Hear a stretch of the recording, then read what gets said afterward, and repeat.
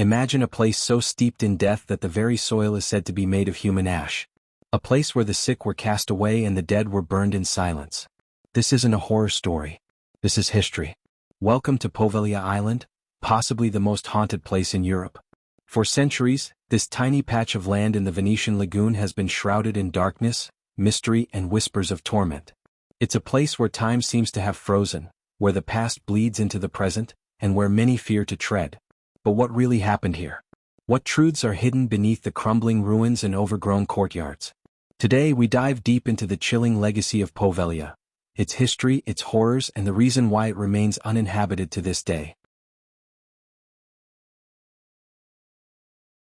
Poveglia is a small island in the Venetian lagoon with a history spanning over 1,500 years, one marked by tragedy, transformation, and silence. The earliest recorded mention of Poveglia dates back to 421 AD. At the time, the Western Roman Empire had collapsed, and barbarian invasions swept through northern Italy. In search of safety, refugees fled to the marshy islands of the Venetian lagoon. Poveglia was one such sanctuary. Over the centuries, it grew into a quiet fishing and farming community, protected by the emerging Republic of Venice. By the 9th century, the population had increased, and the island had established its own local government, overseen by a podesta. Poveglia gained importance not only as a peaceful settlement but also as a strategic outpost. Its location at the southern entrance to the lagoon made it valuable for maritime surveillance and control. It became a known point for navigation and defense in Venetian naval charts. Then, in 1379, everything changed. During the War of Chioggia, a brutal conflict between Venice and Genoa for trade dominance, the Venetian Senate ordered a full evacuation of the island's inhabitants. The goal was to convert Poveglia into a fortified military post to defend against Genoese attack. The civilians were relocated to the island of Giudecca, and soldiers took their place. After the war, the island was not repopulated. Its buildings began to decay. Its fields lay fallow. For centuries, it stood abandoned, silent and overgrown, until it found a new, darker purpose. In the 16th through 18th centuries, repeated outbreaks of the bubonic plague devastated Venice. To combat the spread of disease, the government established quarantine stations known as lazaretti on remote islands. In 1776, Poveglia was officially designated as one of these plague quarantine stations. Suspected plague carriers arriving by ship were sent to the island for observation. If symptoms appeared, they remained. If they died, they were burned or buried on the island. During severe outbreaks, particularly in 1793 and 1799, thousands were brought to Poveglia. Some reports estimate up to 160,000 bodies were disposed of there over time. Mass graves were dug. Open pits burned with corpses. In some horrific accounts, people were cast into flames while still alive, too weak or delirious to resist. It wasn't just a place of quarantine, it became a dumping ground for the sick, the dying, and the already dead. Eventually, in the early 19th century, the quarantine station was closed, and the island returned once again to silence. But in 1922, Poveglia's story took yet another turn. The Italian government converted the island into a psychiatric hospital. Though intended to relieve overcrowded facilities on the mainland, the remote, decaying environment of Poveglia made it a nightmarish place for many of its patients. Little is known from official records, but legends abound. One tells of a sadistic doctor who performed crude lobotomies and unethical experiments in the hospital's bell tower. Driven mad by guilt, or the spirits of those he tormented, he allegedly threw himself from the tower. Some versions say he survived the fall, only to be consumed by a mysterious mist that appeared and suffocated him. The hospital was closed in 1968. Once again the island was abandoned. Nature began to reclaim what humans had built. Ivy swallowed the bricks. Trees burst through the floors. And still the island remained eerily quiet. In 2014, the Italian government attempted to sell the island to a private developer. Entrepreneur Luigi Brugnero placed the winning bid with plans to renovate and preserve the site. But the project fell apart due to financial, legal, and public opposition. Many Venetians protested, calling the island sacred ground, not to be disturbed or commercialized. To this day, Poveglia remains closed to the public. A patrol boat watches its perimeter. No ferries go there. And though it's only a short distance from the bustling canals of Venice, it feels worlds away, trapped in time. Poveglia's history is not just one of abandonment. It is layered with trauma, from fleeing refugees to plague victims, to forgotten psychiatric patients. The island isn't just silent. It's sealed. And perhaps in that silence, it speaks louder than ever. Is Poveglia really haunted? It's a question that lingers in the air as thickly as the fog that rolls over the Venetian lagoon.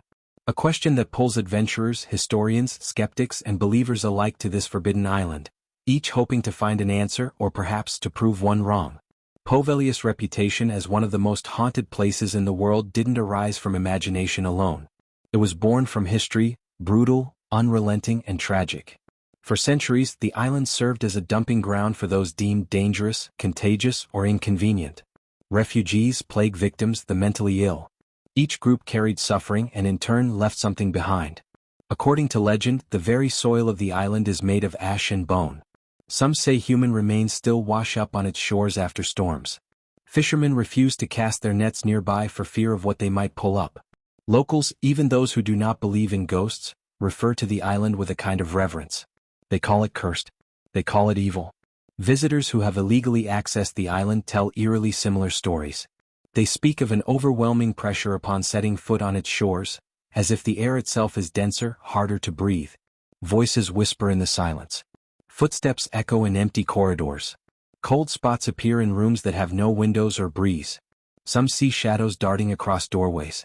Others report hearing cries, moans, or even laughter when no one else is there. There are accounts of electronic equipment failing inexplicably. Cameras shut down. Batteries drain within minutes. Audio records distort or capture chilling anomalies, disembodied voices saying words like leave, die, or stay. Ghost hunters and paranormal investigators who've risked the journey to Poveglia consistently report high electromagnetic readings, unusual heat signatures, and moments of complete, irrational dread. But perhaps most unsettling are the stories of those who return changed. People who claim to have been followed, not physically but spiritually, haunted by dreams, plagued by feelings of sadness, nightmares, or unexplained illness. Some refuse to ever speak of their time there again. One recurring tale is that of the bell tower. Though its bell was removed long ago, several witnesses claim to have heard it ring, slow, heavy tolls that seem to vibrate through the chest. Always at dusk. Always when the island is shrouded in mist. Of course there are skeptics. Scientists and psychologists argue that the effects people feel are the result of suggestion, anxiety, and the eerie power of environment.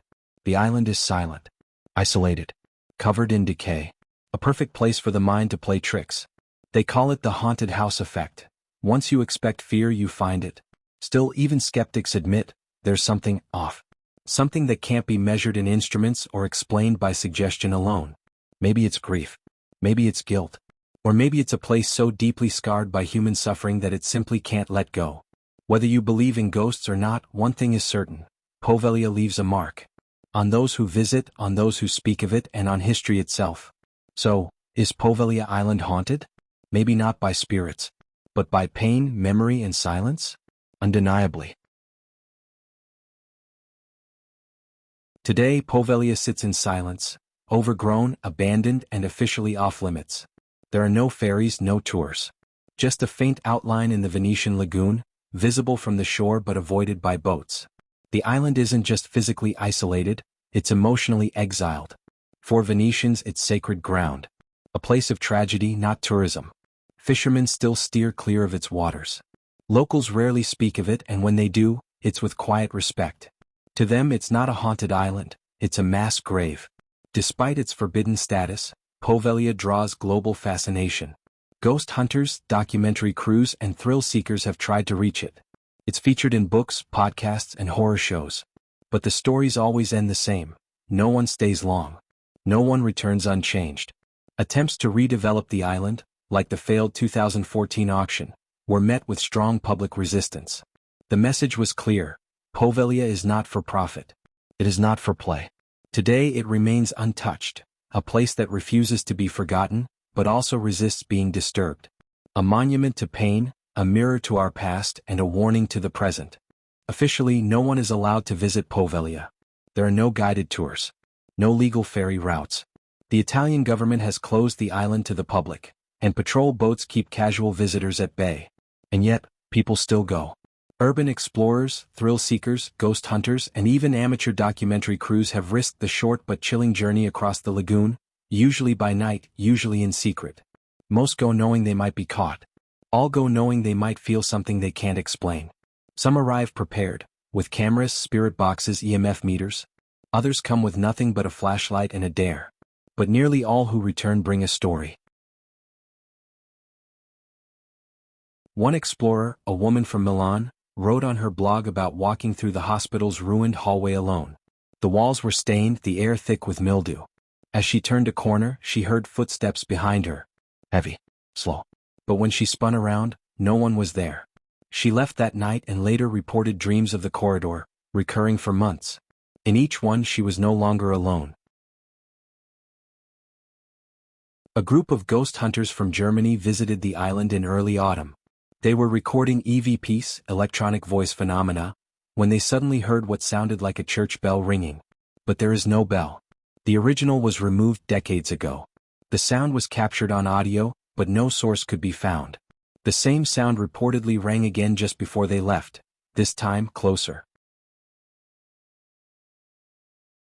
A man known in the Urbex community only as Marco V uploaded a video in which he described being grabbed by something invisible near the base of the old bell tower. He claims he was pulled backwards and fell to the ground, scratching his arm. The footage is shaky, his reaction clearly panicked. The scratches? Still visible on camera. He never returned. Others speak not of encounters but of feelings. A crushing stillness. A wait. The sense that something is watching from the windows, waiting. One visitor described it as walking through the memory of something horrible. Another said it felt like being inside a scream that had been silenced but never ended. Most explorers don't stay long. Some don't even step inside the buildings. A few who do, especially those who attempt overnight stays, report illness afterwards. Headaches, dizziness, night terrors. One woman reported not sleeping for 3 nights after her return. Another said she dreamed of hands reaching out of the walls. Even the most skeptical admit there's something unsettling about the island. Whether it's the power of suggestion, environmental factors, or something less explainable, Poveglia has an undeniable effect on those who trespass. It is more than fear. It is grief. A sorrow that clings. Poveglia is more than a haunted island. It's a place that forces us to confront the darker parts of history, war, disease, madness, and cruelty. It's a mirror held up to our fears, our failures, and our fascination with the forbidden. Its silence is not empty. It is full of echoes. Every broken window, every crumbling step, every stone in the soil carries a story. Some forgotten. Some erased. Some waiting to be uncovered. Would you visit it? Would you walk among the ruins and listen for the voices of the past? Would you dare to spend the night or even an hour, surrounded by the weight of untold tragedies? Let me know in the comments. And if you want more stories like this one, don't forget to like and subscribe. Until next time, stay curious and stay safe.